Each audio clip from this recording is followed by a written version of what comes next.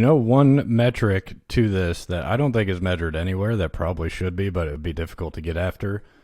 On the buyer side, I've always experienced the lower amount of tenure somebody has at the company, the harder it's going to be for them to sell a tool in at the company. So if you understand that this guy's been here 10 years versus 6 months, that 10-year guy is going to have a lot easier time getting things procured, getting RFPs figured out, knowing who to contact within the company to get it sold.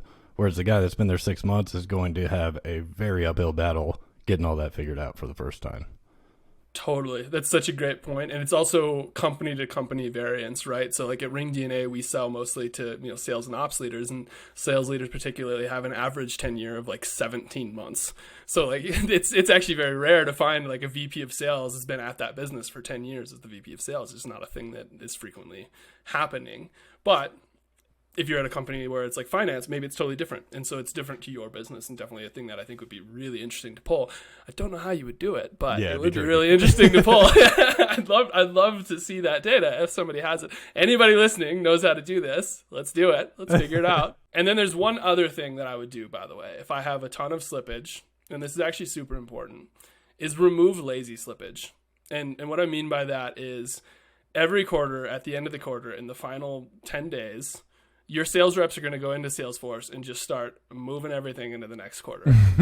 The reality is they probably should have done it over the past 3 months, but they just haven't because they've been working deals, they've been doing other things. And that's just lazy slippage. And it means I have a spike in slippage month 3 of every quarter, right?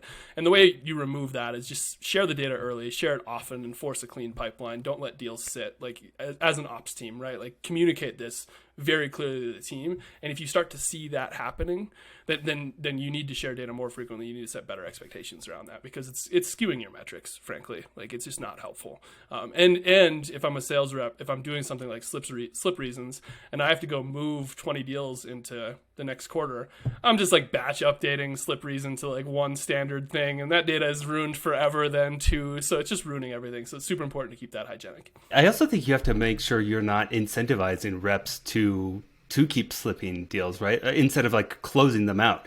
Because I mean, I've been in situations where a rep is incentivized not to close out deals.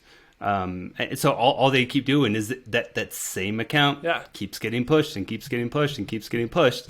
Constant pipeline.